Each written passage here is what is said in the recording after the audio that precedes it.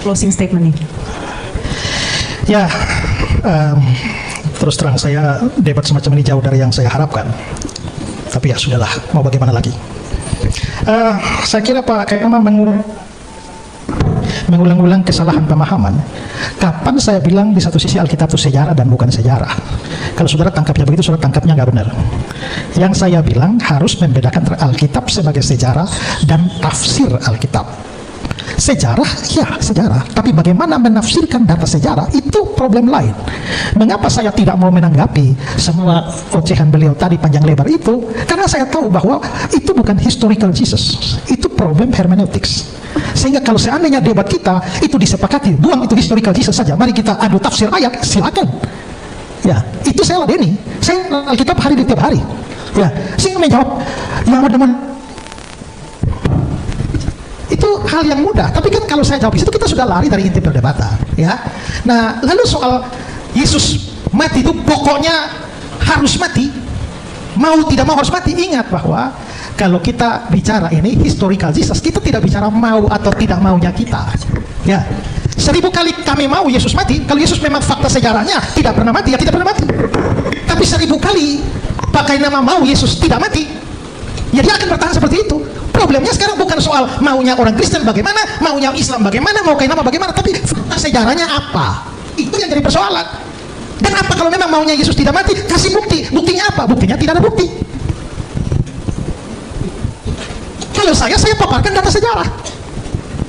Dan data sejarah yang saya paparkan artinya adalah bahwa fakta Yesus mati dan bangkit itu bukan soal maunya orang Kristen. Bahkan jangankan orang Kristen, murid-murid Yesus pun bahkan tidak mau dia mati. Kenapa? Karena pemahaman salah. Di Matius pasal 16, ketika Yesus memberitakan bahwa dia akan mati, ya, lalu Petrus mencegah dia, kiranya Allah menjauhkan itu dari engkau. Artinya adalah bahwa para murid Yesus langsung pun tidak mengharapkan dia mati. Tapi fakta sejarahnya memang Yesus mati. Dan karenanya maka mereka yang tidak mau dia mati itu menjadi saksi mata. Maka Yesus mati tidak mati itu bukan soal maunya kita, itu soal sejarah. Makanya kita bikin acara debat ini. Tapi kalau yang dibawa adalah tidak ada bukti, ya selesai debat itu. Mau apa lagi kalau tidak ada bukti? Ya. Nah, terus berikut begini, ya, bahwa Yesus ini karena saya pikir tadi ya closing statement ya sudah, tapi kan masih buka itu ya. Artinya ya saya juga bisa ngomong lebih panjang ya. Nah, sekarang ya, apa sih yang menjadi bukti orang Kristen ketika percaya atau waktu kita baca Alkitab kita percaya bahwa Yesus bangkit? Ya, pertama, Alkitab berkata kubur Yesus kosong. Waktu kubur Yesus kosong, apa yang dijawab oleh musuh-musuh Yesus? Mereka langsung bikin persekongkolan bahwa murid-murid itu mencuri mayat Yesus. Artinya secara tidak langsung mereka juga akui bahwa memang kuburnya kosong. Karena itu mereka harus mencari alasan untuk menjawab fakta bahwa kubur kosong. Artinya kubur kosong Yesus itu diakui oleh para musuhnya. Nah, kalau memang kita sekarang berpikir secara logis bahwa apakah kubur kosong itu otomatis membuktikan Yesus itu bangkit? Belum tentu.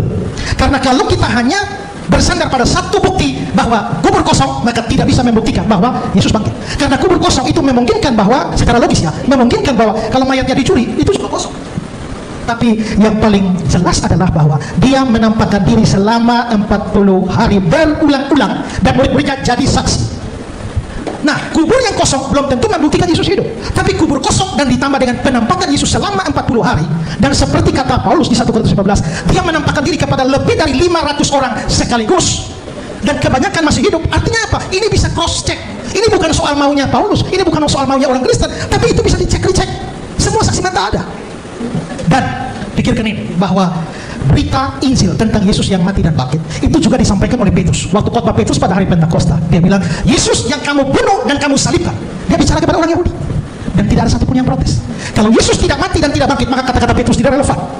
Tapi dia berani mengatakan itu pada musuh-musuh Kristus yang kamu salibkan, dan mereka diam terhadap hal itu. Itu menunjukkan bahwa memang kematian Yesus itu sebuah fakta yang tak bisa dibantah. Lalu Injil diberitakan dimulai dari Yerusalem. Kisah 1 ayat 8. Ya, kalau Injil dimulai dari Yerusalem, sudah tahu Yerusalem itu apa? Tempat di mana Yesus mati. Dan kalau Yesus tidak pernah bangkit, lalu mulailah memberitakan bahwa Yesus mati dan bangkit, dan mulainya di Yerusalem.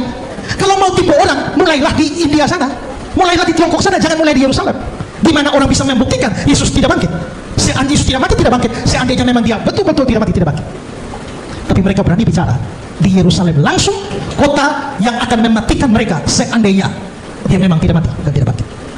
Dan ada banyak teori, ya seperti teori pingsan lah. Tapi yang ngomong teori pingsan itu tidak mengerti tentang tradisi penyaliban. Ya, ada yang mengatakan bahwa Yesus itu diangkat, ya.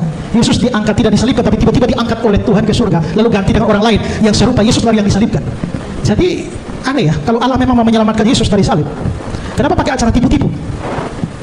Kalau mau selamatkan Yesus, angkat saja, binasakan musuh-musuh Yesus. Kenapa masih pakai acara menipu orang dengan menyerupakan Yesus dengan orang lain? Kok Allah terlibat dalam konspirasi penipuan? Dan gara-gara ini, seandainya teori itu benar ya, seandainya memang Allah mengangkat Yesus dan Yesus tidak jadi mati, sementara akibat dari itu orang Kristen tidak tahu dan orang Kristen percaya Yesus mati, artinya orang Kristen telah tersesat. Tapi siapakah yang membuat orang Kristen tersesat? Allah yang menipu. Pikirkan itu. Dan waktu orang itu diserupakan dengan Yesus, pertanyaannya adalah orang-orang yang mengira itu yang disalibkan itu Yesus itu, yang mengira mereka menyalibkan Yesus itu siapa? Musuh-musuhnya kan? Bukan murid-muridnya kan?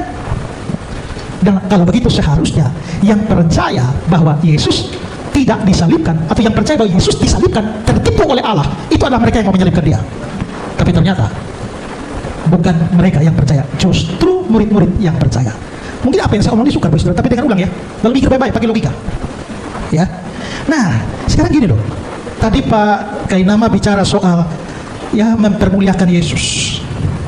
Oke. Mungkin satu hal yang saudara mungkin akan tidak mengerti ya, bahwa kematian Yesus itu sesuatu yang, apalagi mati di kayu salib, itu sesuatu yang merupakan kehinaan. Maka Kristen menjadi agama yang paling lain di dunia karena dia menjadikan simbol yang adalah salib, yang adalah simbol aib, itu menjadi simbolnya. Penyaliban itu sesuatu yang buruk, penyaliban itu sesuatu yang memalukan. Saudara, kalau Injil adalah karangan-karangan para murid saja, mereka tidak mungkin mengarang sebuah cerita yang mempermalukan diri sendiri dan Tuhan mereka, kecuali itu memang fakta sejarah. Seandainya murid-murid mau membuat sebuah karangan, mereka harusnya mengarang bahwa dia tidak pernah mati, karena mati di kayu salib itu memalukan dia. Harusnya adalah karanglah cerita bahwa dia tidak mati, dia diangkat, itu baru mempermuliakan. Tapi berita tentang salib, mati di salib itu berita memalukan. Tapi kok tetap masih mau menyampaikan berita dan pergi ke sekeliling seluruh dunia menyampaikan berita memalukan itu? Karena itu fakta sejarah. Maka kekristenan begitu jujur, tidak mau menipu. Tapi mereka juga karena saksi mata, bukan hanya kematian dan kebangkitannya, maka mereka bicara soal kematian dan kebangkitannya sekaligus akan berita Injil. Ya. Nah, jadi memang penyaliban itu sesuatu yang mempermalukan, tapi bukan hanya mempermalukan, pakai nama, itu kutuk. Karena menurut perjanjian lama, orang yang mati digantung itu terkutuk. Dan apakah kami percaya Yesus mati terkutuk? Yes. Kenapa? Karena mestinya kita yang terkutuk, orang berdosa. Saya yang terkutuk, kalian semua yang terkutuk. Kita semua memang orang terkutuk karena kita orang berdosa. Tapi Yesus kenapa mati terkutuk? Karena dia mau menggantikan kita. Itulah sebabnya dia jadi kutuk. Tapi dan karena itu Yesus mati dalam kehinaan. Tapi kalau Pak Kainama tadi mengatakan bahwa dengan tidak mati maka orang Islam mempermuliakan Yesus. Saya mau kasih baca satu ayat dulu ya, beberapa ayat ya.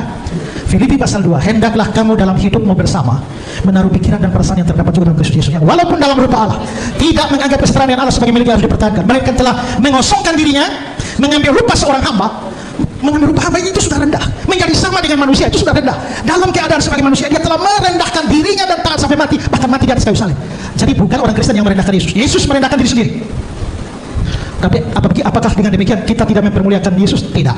Karena ayat 9 mengatakan, itulah sebabnya Allah sangat meninggikan dia dan mengaruniakan kepadanya nama di atas segala nama, supaya dalam nama Yesus bertekuk lutut segala yang ada di langit, yang ada di bumi, yang ada di bawah bumi, dan segala lidah mengaku Yesus Kristus adalah Tuhan bagi kemuliaan Allah. Jadi memang dia pernah direndahkan, tapi karena itulah dia ditinggikan. Kalau dia tidak pernah direndahkan, dia tidak perlu ditinggikan. Dan nama diberikan kepadanya, nama di atas segala nama, setiap lutut akan bertelut dan mengaku. Dan saya percaya itu semua, termasuk semua saudara, akan bertelut dan mengaku Yesus Tuhan. Tapi belum selesai, tapi mungkin belum sekarang.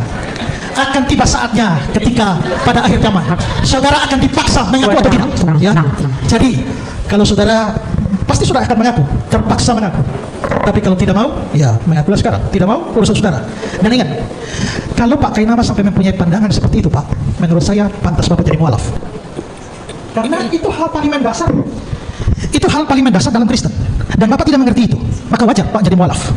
Ya, nah, karena itu saudara, diam, saya tidak bicara dengan saudara, moderator yang berhak menegur saya.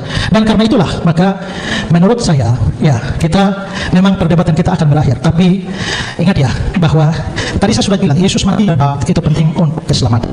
Saya menghargai saudara-saudara semua, termasuk Pak Kainama. Tapi, Pak Kainama, ini Bapak mau tidak terima juga tidak apa-apa. Tapi kerinduan hati saya, sebelum Bapak mati, kembalilah kepada Yesus sebagai juru selamat dan Tuhan. Tidak mau terima juga tidak apa-apa. Ya, nggak apa-apa. Ini kan tawaran. Injil tidak pernah dipaksakan, hanya ditawarkan. Termasuk dengan ibu yang tadi pegang tangan dengan saya yang mengaku diri mualaf. Kembalilah ibu sebelum innalillahi wa inna ilaihi raji'un.